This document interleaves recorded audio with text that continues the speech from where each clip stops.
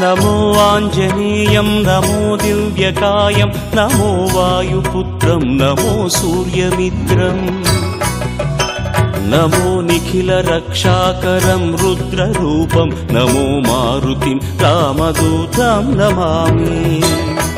ఒకప్పుడు రాముడి చేత లక్ష్మణుడి చేత రక్షింపబడుతున్నటువంటి దుర్నిరీక్షురాలైనటువంటి తల్లి ఇవాళ అటువంటి స్థితిలో ఉంది. అందుకే తాం స్మృతిమివ సందిగ్ధాం వృద్ధిం నిపతితామివ విహచామివ శ్రద్ధ ఆశాం ప్రతిహతామివ. తప్పకుండా ఈ పని అయిపోతుంది అనుకున్నాడు. అమ్మయ్యా ఈ పని అయిపోతుంది, ఇంకా మనకేమీ బెంగలేదు అనుకున్నాడు. చిట్ట చివరకు వచ్చేసింది, పూర్తి వ్యతిరేకంగా జరిగింది. అయిపోతుంది అనుకున్న పని. ఇప్పుడు ఆ వ్యక్తి ఎలా ఉంటాడు, అతని ముఖం ఎలా ఉంటుంది?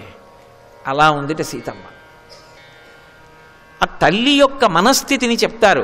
తాం నీలకేశీం బింబోష్ఠీం సుమధ్యాం సువ్యవస్థితాం సీతాం పద్మపలాసాక్షీం మన్మథస్య రతిర్యథ. ఇది పవిత్రమైనటువంటి హృదయం అంటే. రావణుడు సీతమ్మని చూస్తాడు, హనుమ సీతమ్మనే చూస్తున్నారు. ఇద్దరు చూస్తున్నది ఆవిడ్నే. కానీ హనుమ చూస్తే ఎలా ఉంటుందో చూడండి. తాం నీలకేశీం, ఓ మా తల్లి జుత్తు నల్లగా ఎంత దీర్ఘమైనటువంటి కేశపాశం, దానికో నమస్కారం. అమ్మవారు మా తల్లి, నా రామచంద్రమూర్తి నా తండ్రి, నా తండ్రి యొక్క భార్య నా తల్లి. మొదటిసారి చూస్తున్నాను మా అమ్మని జీవితంలో, ఇప్పటి వరకు చూడలేదు. తాం నీలకేశీం బింబోష్ఠీం. ఎందుకు ఇవన్నీ?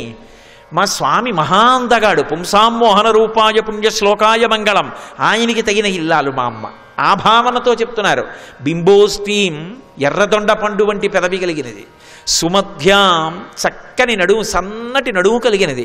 సువ్యవస్థితాం, మా తల్లి కూర్చుంటే అపసవ్యంగా అస్తవ్యస్తంగా కాకుండా ఎంత పద్ధతిగా కూర్చుందో చూడండి. సువ్యవస్థితాం సీతాం పద్మపలాసాక్షీం. మా అమ్మ కన్నులు ఇంత కష్టంలో ఉండి ఎరిపెక్కలేదే. ఇప్పటికీ మా అమ్మ కళ్ళు పద్మాలు ఎలా ఉంటాయో అలా ఉన్నాయే అనుగ్రహ శక్తితో. పద్మపలాసాక్షీం మన్మథస్య రతిర్యథ. మన్మధుడికి రతీదేవి ఎలాగో రామచంద్రమూర్తికి మా అమ్మ అలా కదూ. ఇద్దరు ఒక్కలాంటి వాళ్ళు కదూ. అనుగ్రహ శక్తిలో, ఆకారంలో, రూపసౌందర్యంలో ఒకరికొకరు తగినవారు. ఏమి మా తల్లి? మాన్యా గురు వినీతస్య లక్ష్మణస్య గురుప్రియా ఇది సీతాపి దుఃఖార్త కాలోహి దొరతిక్రమ. ఆర్షవాక్కు. రామాయణం జ్ఞాపకం పెట్టుకుంటే, రామాయణం చదువుకుంటే ప్రతి చిన్న కష్టానికి మనిషి విచలితుడు కాడు. అదొక్కటి చాలదండి. జీవితం అంటే వడ్డించిన విస్తరీ కాదు, పూల పాన్పు కాదు. అకస్మాత్తుగా వచ్చేవే కష్టాలు, ఆపదలు. కానీ ఎదురొడ్డి ధైర్యంగా నిలబడిన వాడెవడో వాడు జీవితంలో తట్టుకుని నిలబడగలిగినటువంటి మొనగాడు. వాడి చరిత్ర పుటలకెక్కుతుంది. వాడు ఆదర్శవంతుడై లోకానికి నిలబడతాడు. అంతేకాని చిన్న కష్టం వస్తే విచలితుడైపోయినటువంటి వాడు, నేల పడిపోయినటువంటి వాడు, మట్టి ముద్ద చేయిజారిపోతే నేల మీద పడితే ఇక పైకి లేవదు. బంతి చేయిజారి కింద పడితే మళ్ళీ పైకి లేస్తుంది. అలా లేవాలంటే మనసులో ఉత్సాహం ఉండాలి. అందుకు కదూ అంటారు, అనిర్వేద శ్రియోమూలం అనిర్వేద పరం సుఖం అనిర్వేదోహి సరతం సర్వార్థేషు ప్రవర్తక కరోతి సఫలం జన్మో కర్మయత్తత్ కరోతి సహ తస్మాన్ అనిర్వేద కృతం యత్నం చేష్టేహే ఉత్తమం.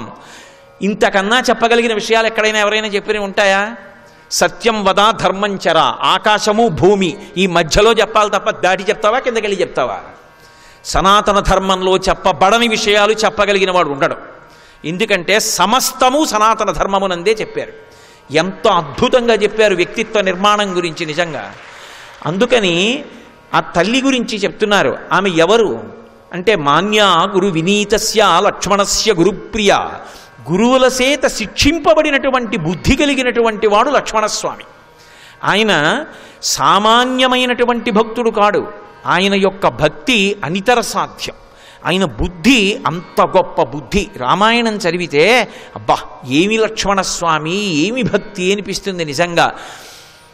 అటువంటి లక్ష్మణస్వామి చేత గౌరవింపబడినటువంటి తల్లి. తెల్లవారి లేస్తే మొట్టమొదట సీతారాముల పాదములకు నమస్కరించేవాడాయన. సీతమ్మ అంటే అమ్మే.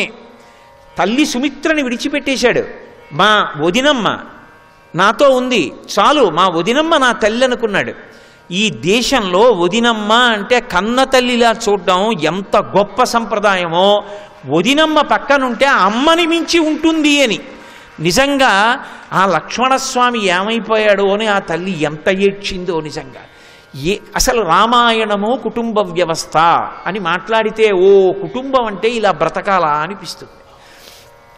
అటువంటి లక్ష్మణస్వామి చేత గౌరవింపబడినటువంటి తల్లి, మాన్యా గురు వినీతస్య, గురువుల చేత శిక్షింపబడినటువంటి గొప్ప బుద్ధి కలిగిన లక్ష్మణస్వామి చేత గౌరవింపబడిన ఇల్లాలు.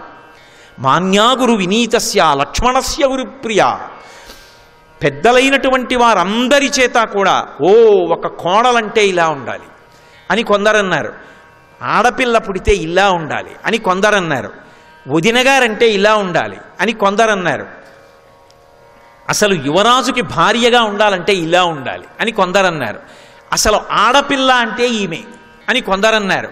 పెద్దలైన వారందరి చేత ఇన్ని రకాలుగా గౌరవింపబడి ఎన్నడూ మత్స ఎరగనటువంటి తల్లికి ఇంత పెద్ద కష్టం వచ్చింది.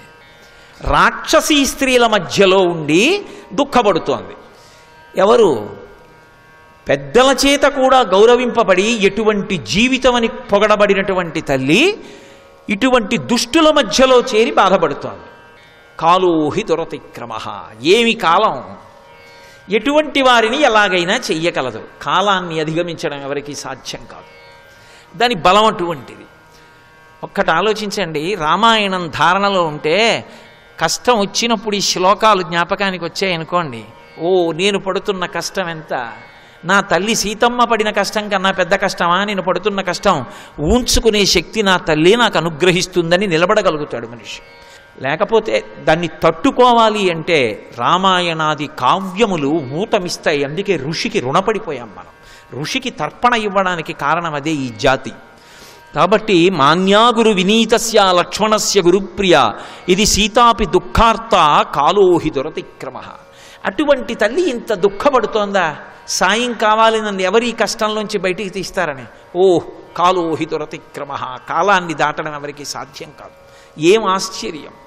రాజ్యం వా స్త్రిషిలోకేషు సీతావా జనకాత్మజాం, త్రైలోక్య రాజ్యం సకలం సీతావానాప్నుయాత్కలాం.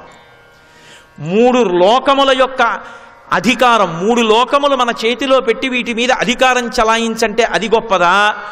సీతమ్మని ఇల్లాలుగా పొందడం గొప్పదా అంటే సీతమ్మని ఇల్లాలుగా పొందినటువంటి అదృష్టం 3 లోకముల ఆధిపత్యంలో 16వ వంతు కూడా ఆమెతో సమానం కాదు. ఇటువంటి ఇల్లాలని పొందిన రామచంద్రమూర్తి ఎంత అదృష్టవంతుడు. సర్వం శ్రీ ఉమామహేశ్వర పరబ్రహ్మార్పణమస్తు. స్వస్తి.